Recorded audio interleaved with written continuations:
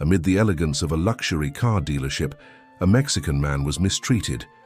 Yet no one suspected that in just moments he would be revealed as the new owner, leaving everyone utterly astonished by this unexpected twist. The morning Alejandro Torres found the letter was crisp and clear, the kind of autumn day that made Oakland, California, seem like it was plucked from a postcard. Sunlight filtered through the fiery maples outside his studio apartment, casting warm patterns across the hardwood floor where the envelope had been slipped under his door. He almost stepped on it as he shuffled toward the kitchen, his 39-year-old joints protesting the chill. It was addressed simply, Alejandro. No return address, just his name in handwriting he hadn't seen in 20 years but recognized instantly. The sight of those 9 letters written in that particular slant sent a jolt through him stronger than the coffee he hadn't yet brewed. Alejandro stood frozen, letter in hand, as memories crashed over him like waves against Oakland's busy shoreline. His eyes drifted to the far wall where his photography hung, stark black and white images of abandoned places that had earned him modest recognition in the art world. Empty chairs in vacant rooms, doorways leading nowhere, windows revealing nothing. He specialized in absence, in the poetry of what was missing. How fitting. With hands that suddenly felt clumsy, Alejandro opened the envelope. Inside was a single sheet of paper containing just 3 lines. Dad is dying. He's asking for you. The Pines Hospice Center, room 218. For Carolina. His sister's economy with words hadn't changed. The air left Alejandro's lungs as 20 years of carefully constructed distance collapsed. Robert Hayes, the man whose name Alejandro had spent 2 decades trying not to speak, was dying. And inexplicably, impossibly, he wanted to see the son he had disowned. Outside, a truck backfired, startling Alejandro back to the present. He placed the letter on his kitchen counter, smoothing it flat with trembling fingers. Through the window, he could see Mrs. Wallace walking her ancient retriever down Cedar Street, the world continuing as if everything hadn't just shifted. Alejandro's phone buzzed with a text from Kevin Chen, the gallery owner who represented his work and had, over the past year, become something more. Dinner tonight, got news. He stared at the message, suddenly feeling the 36 miles between Oakland and his hometown of elite, stretching before him like an abyss. Whatever had been severed all those years ago, by both his father's cutting words and his own stubborn pride, was now a phantom limb suddenly throbbing with pain. Need to postpone, he texted back. Family emergency. The words felt foreign, almost fraudulent. What family? The one that had splintered beyond recognition when Alejandro was 22? The father who had told him never to come back. The sister who had chosen sides. Alejandro's gaze fell on the camera sitting on his desk, his constant companion and shield. Behind that lens, he controlled what was seen and what remained hidden. For 20 years, he had been framing absence, documenting emptiness, while never examining the largest void of all. Outside, the October wind picked up, rattling his windows like an impatient visitor. Alejandro Torres, who had built a career capturing abandoned spaces, was about to confront the most haunted place of all. Home. The Pines Hospice Center sat on the outskirts of Millfield, a low brick building partially obscured by the tall pines that gave it its name. Reed had driven past it countless times in his youth, without ever imagining his father would end his days here, or that Reed would be sitting in its parking lot, gripping the steering wheel of his Subaru, unable to make himself walk through the doors. He had spent the 3-hour drive from Oak Ridge rehearsing what he might say to Thomas Harper after 20 years of silence. Every imagined scenario felt inadequate, either too forgiving or too bitter. What do you say to a father who had looked at his 22-year-old son and said, "No son of mine," before closing the door on him, literally and figuratively? Reed checked his phone, 3 missed calls from his sister, a text that read only, "Are you coming?" The dashboard clock showed 4:17 p.m. He had been sitting in the parking lot for 38 minutes. Pathetic. A tap on his window startled him. There stood Evelyn, her familiar features now framed by strands of grey that hadn't been there when he last saw her. Her eyes, the same deep brown as his own, as their father's, regarded him with a complex mixture of emotions. Reed rolled down the window.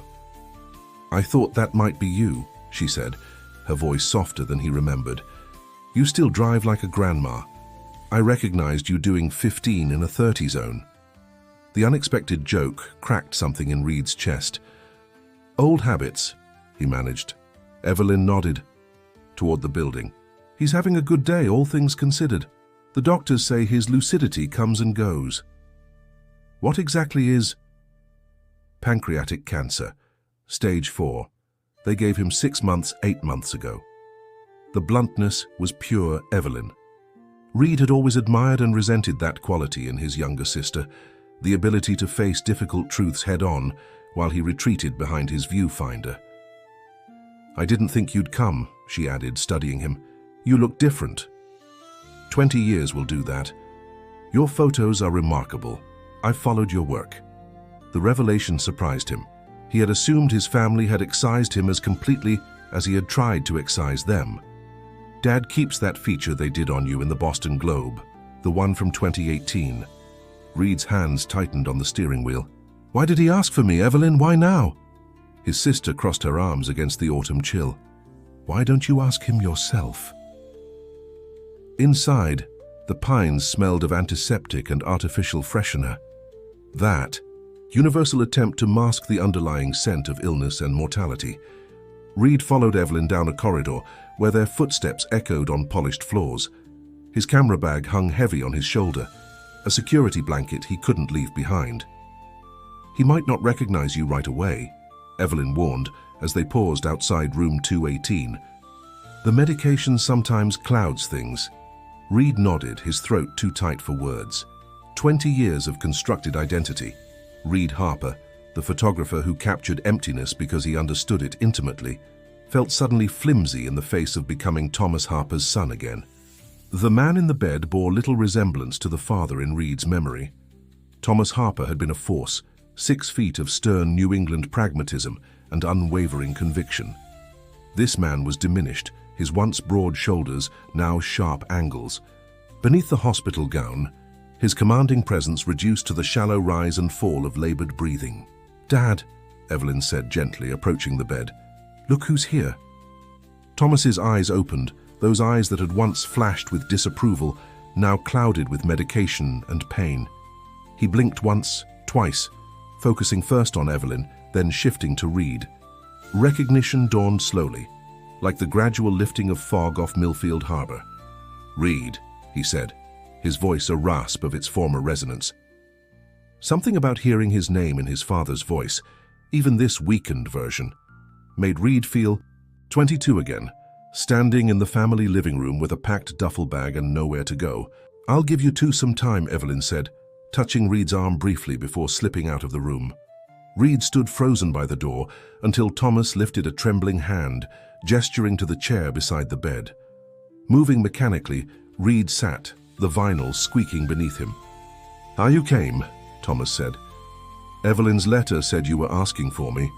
Reed's voice sounded distant to his own ears. "Didn't think you would." Thomas's gaze drifted to the window, where twilight was settling over the pines. "Wouldn't have blamed you." The words hung between them, an acknowledgement without quite being an apology. Reed had imagined this moment 1,000 times over 20 years, but never like this, never with his invincible father reduced to this frail shell. "Why now?" Reed asked, the question scraping his throat. Thomas turned back to him, something like clarity sharpening his gaze. Dying has a way of clearing things up. What matters? What doesn't? He drew a labored breath. "Your mother always said I was too proud. Turns out terminal cancer is an effective cure for pride." Reed's mother, gone 15 years now from a sudden stroke. Another absence, another void he had refused to photograph or even fully acknowledge. "I've seen your work," Thomas continued, surprising Reed. "The empty places, the abandoned things." A ghost of a smile touched his lips. "Always had an eye for what others missed." "I photograph what I understand," Reed said, the words escaping before he could filter them. Thomas's eyes held his, and for a moment Reed saw the father he remembered, perceptive, unyielding. Emptiness and abandonment, Thomas said softly. I did that to you. The simple admission, free of excuses or justification, punctured something in Reed that had been inflated with resentment for 2 decades. Words failed him. Instead, almost instinctively, he reached for his camera. May I? He asked. Thomas nodded, seeming to understand what Reed was asking permission to do. With practiced movements, Reed raised his Leica, focusing on his father's face. Through the viewfinder, he saw not just the Thomas Harper of now, gaunt and fading, but layers of the man he had been. The stern father, the skilled carpenter whose hands could create beauty from raw lumber, the widower who had been unable to speak of his grief. The shutter clicked, capturing what words between them could not. Your mother would. Be glad you're here, Thomas said after a while. She never gave up hoping we'd find our way back. I should have come when she died, Reed admitted, the guilt of his absence at her funeral a familiar weight. And I should have called you myself instead of letting Evelyn do it. Thomas's breathing grew more labored. We're both stubborn fools, Reed. Harper men always have been. The conversation exhausted Thomas, and he soon drifted to sleep. Reed remained in the chair beside him, watching the rise and fall of his chest, feeling the strange vertigo of being simultaneously 42 and 22, a successful photographer, and a disowned son. When Evelyn returned, she found Reed taking photographs of their father's hands, those carpenter's hands that had once built houses and cribs and model ships, now mapped with veins and spotted with age. He'll be in and out like this, she explained, setting down 2 coffee cups and offering one to Reed. Good days and bad, more bad than good now. Reed accepted the coffee, the familiar gesture of siblinghood both foreign and comforting. How long have you been caring for him? Since the diagnosis. I moved back into the house to help. She settled into the chair on the opposite side of the bed. My divorce finalized around the same time. Convenient timing. This was news to Reed. I'm sorry about your marriage. Evelyn shrugged with practiced nonchalance. 15 years was probably 14 too many. Mark wanted the country club life. I wanted... She trailed off, glancing at their sleeping father. Something real, I guess. You always did, Reed said, remembering his sister's unflinching honesty, even as a child. A silence settled between them, not entirely uncomfortable. He kept all your early photographs, Evelyn said finally. The ones from high school, college, that series you did of the fishing boats at dawn. They're in an album. In his bedside table at home. Reed felt something shift inside him. I assumed he'd purged all evidence of me. He told everyone you were living your dream in New York, even though he knew you were in Maine. Evelyn smiled faintly. His own weird way of being proud of you, I think.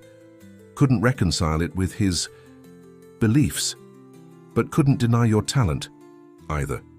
Reed thought of the feature in the Boston Globe that Thomas had kept, a father silently following his estranged son's career from a distance. When he got the diagnosis, Evelyn continued, one of the first things he said was that he needed to make things right with you.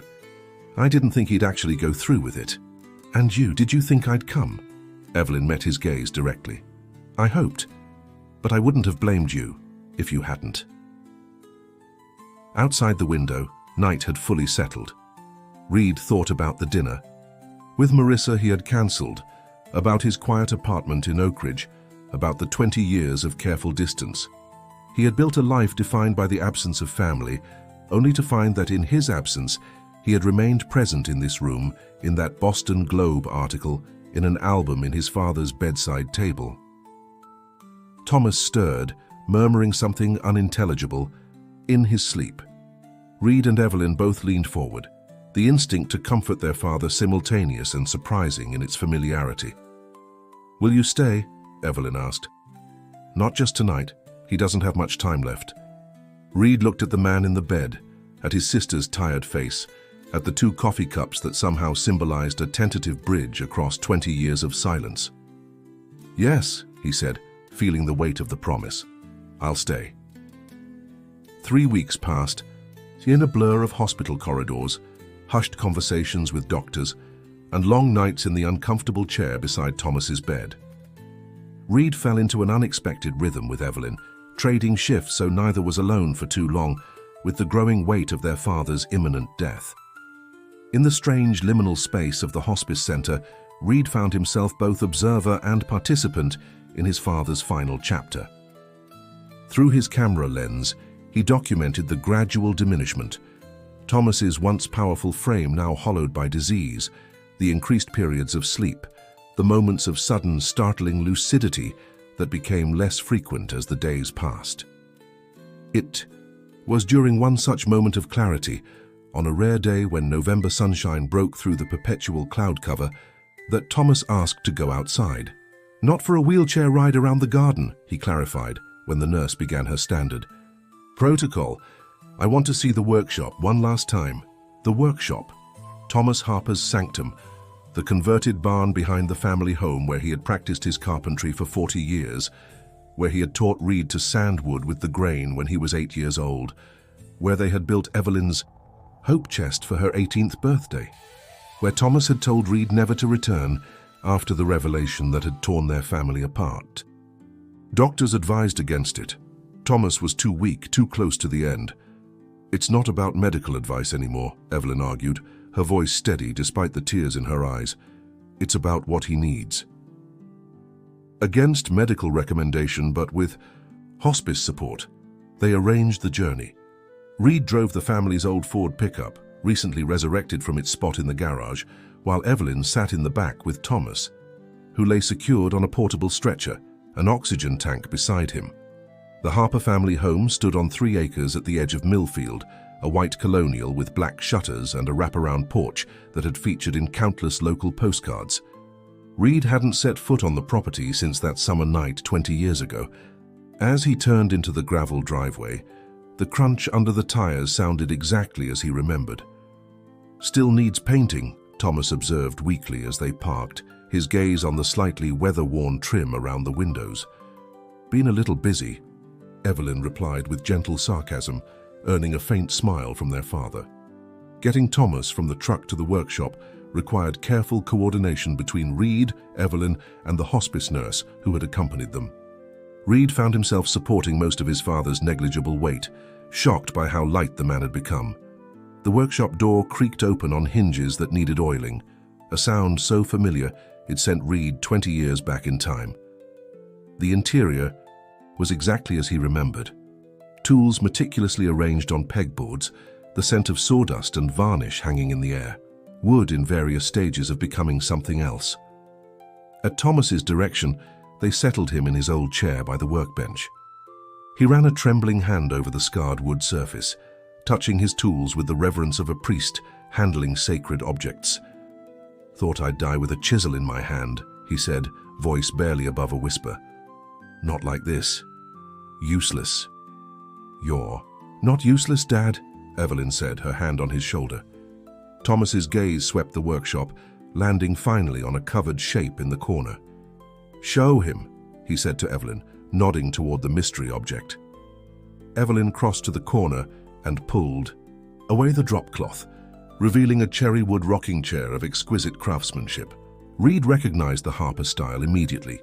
The distinctive curved arms, the precisely angled back, the subtle carvings along the headrest. "He made it for you," Evelyn explained. "Started it after his diagnosis." Reed approached the chair. Slowly, photographer's eye noting the perfect proportions, the hand as careful craftsman recognizing the hours of labor in each detail. His fingers traced the headrest where a small plaque had been inlaid. For Reed. "Wasn't sure I'd finish it in time," Thomas said, his breathing becoming more labored with the effort of speaking. "Wasn't sure you'd want it." The chair represented everything unsaid between them, a physical manifestation of regret, of hope, of the possibility of reconciliation. Reed felt the weight of 20 years of absence pressing on his chest. "It's beautiful," he managed, the words inadequate for what he felt. "Your camera," Thomas said suddenly, gesturing weakly. "Take a picture of all of us here." Reed hesitated only a moment before setting up his tripod. He positioned the camera, framing the 3 of them in the workshop, Thomas in his chair by the workbench, Evelyn beside him, the newly completed rocking chair prominent in the foreground. Setting the timer, Reed hurried to join them. Closer, Thomas instructed, his voice gaining strength for this one directive. Reed moved until his shoulder touched his father's, feeling the frailty beneath the flannel shirt. Evelyn stood on Thomas's other side, her hand entwined with their father's. As the timer counted down, Thomas spoke, his words meant for Reed alone. "I was wrong," he said, "about so many things, but mostly about you." The camera clicked, capturing the Harper family together for the first time in 20 years, Thomas between his children, the workshop around them filled with the physical evidence of a life's work, and the rocking chair, a final gift from father to son. Later, as they prepared to return to the hospice center, Thomas asked for a moment alone with Reed. Evelyn nodded, understanding, and stepped outside with the nurse. In the golden afternoon light filtering through the workshop's dusty windows, Thomas Harper looked at his son with uncharacteristic vulnerability. "I need to say it plainly," he began, each word requiring visible effort. "I was wrong to turn you away, wrong to choose my beliefs over my son." Reed felt the carefully constructed walls of 20 years begin to crumble. "Dad!" "No, let me finish. Might not get another chance." Thomas drew a rattling breath. "I couldn't understand then, didn't try to. But I never stopped loving you, Reed, never stopped being proud of you. Just too damn stubborn to say it." The confession, so long awaited yet now almost too painful to hear, broke something open in Reed. Tears he had refused to shed for 2 decades welled up and spilled over. "I needed to hear that 20 years ago," he said, voice raw. "I know." Thomas's eyes, so like Reed's own, held steady. "I can't give you back those years, but I can ask you to forgive an old man who took too long to learn what matters." Outside, the November wind picked up, rustling through the pines that had stood sentinel over the Harper property for generations. Inside the workshop, time seemed suspended as father and son faced the weight of decades of silence. Reed thought of all the empty spaces he had photographed over the years, the abandoned rooms and vacant doorways. He thought of the story he had told himself, that he captured absence because he understood it and recognized it for the partial truth it was. He had documented emptiness not just because he understood it, but because he had been searching for a way to fill it. "I forgive you," Reed said finally, the words both a gift and a release. "And I'm sorry too, for staying away so long, for missing Mom's funeral, for the silence." Thomas nodded, tears tracking down his hollowed cheeks. With effort, he reached for Reed's hand. Their fingers interlocked, the dying carpenter's hand and the photographer's hand, so different yet shaped by the same genes, the same history. "Take care of Evelyn," Thomas said, "and let her take care of you. You both always were too stubborn for your own good." Reed managed a small laugh through his tears. "Wonder where we got that from?" A ghost of Thomas's old smile appeared. "Certainly not your mother. She was the reasonable one." As the afternoon light began to fade, Reed helped his father back to the truck, both of them knowing that Thomas Harper would never see his workshop again. The cherry rocking chair was carefully loaded as well, a tangible bridge between past and future. In that moment, Reed understood that his father's final gift wasn't just the chair, but the chance to photograph something besides emptiness. The opportunity, however brief, to document their family not as it had been broken, but as it might begin to heal. Thomas Harper died 3 days later, slipping away in the quiet hours before dawn with Reed and Evelyn holding his hands. His last conscious act had been to squeeze his children's fingers in response to their whispered goodbyes, a small gesture that spoke volumes from a man who had always struggled to express emotion. The funeral was small but well attended, the community of Millfield turning out to honor a craftsman whose furniture graced many of their homes. Reed stood beside Evelyn at the graveside, both of them dry-eyed after days of intermittent tears, their shoulders touching in silent support. "He built half the town," Mrs. Kensington, their father's oldest client, told Reed as she clasped his hand. "Your daddy's work will outlive us all." That evening, after the last casserole-bearing neighbor had departed, Reed and Evelyn sat on the porch of the family home, the November chill kept at bay by thick blankets and 2 glasses of their father's favorite bourbon. "What will you do now?" Reed asked, watching his sister's profile in the gathering darkness. Evelyn took a thoughtful sip. "Stay here, I think. The house is paid off. I can consult remotely. Millfield's grown on me again." She turned to him. "And you? Back to Oak Ridge and your empty spaces?" Reed considered the question, feeling the weight of it. His phone buzzed in his pocket. Another message from Marissa, who had been patient and understanding about his extended absence. The news she had wanted to share weeks ago was an opportunity. A prestigious gallery in New York, interested in a major exhibition of his work. "I need to go back," he said finally. "At least temporarily. I have commitments and someone important to me there." Evelyn nodded, unsurprised. "The gallery owner? Marissa Chen, right? I Googled her. She seems impressive." Reed smiled despite himself. "Still checking up on me even after all these years?" Someone had to. They sat in comfortable silence, the porch swing creaking gently beneath them, the same swing where their mother had read them stories on summer evenings, where their father had taught Evelyn to whittle, where Reed had first discovered his love of observation. "I'm thinking of branching out," Reed said after a while. "Photographically, I mean, maybe not just emptiness anymore." "About time," Evelyn replied with her characteristic directness. "You've got more to say than just what's missing." In the workshop, which Reed had helped clean and organize over the past few days, the cherry rocking chair now sat near the window, catching the morning light. Beside it, Reed had set up an impromptu darkroom where he had developed the photographs taken during Thomas's final weeks, his father's hands on his tools, Evelyn laughing at some forgotten joke, the 3 of them together in that last portrait. The exhibition in New York would still feature his signature empty spaces, but Reed had begun to envision a new collection, one that explored not just absence but presence, not just what was lost but what might yet be found. "We should do this more often," Reed said, gesturing between them. "Not wait another 20 years. "Well, we're both too old to be that stupid again," Evelyn agreed with a small smile. "Besides, who would believe I have such a famous brother if you never visit?" Reed reached over and squeezed her hand, a gesture inherited perhaps from their father's final communication. "The guest room still has that lumpy mattress? Dad replaced it 5 years ago, said he was keeping it ready just in case." The revelation settled over Reed like a warm blanket. All those years he had believed himself completely cut off. His father had been maintaining a space for him, physical evidence of hope kept alive against the odds. Above them, stars began to emerge in the clear November sky. The town of Millfield spread out below their hill, windows glowing with warmth against the encroaching winter. Reed thought about the photographs he had yet to take, not just of empty chairs and abandoned rooms, but of reclaimed spaces and renewed connections. "I was thinking," he said carefully, "that maybe we could keep the workshop going somehow.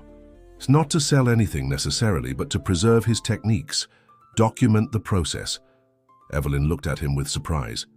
"You want to learn carpentry? At 42? Maybe, or at least document it properly.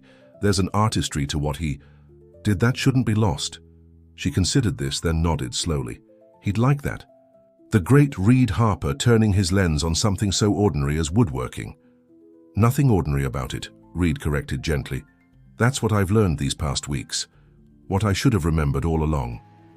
In the quiet that followed, Reed thought about the weight of silence, how it had defined his relationship with his father for 20 years, how the absence of words had become almost tangible between them.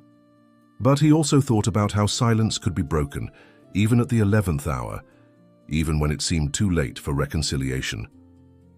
The cherry rocking chair would make the journey to Oak Ridge with him.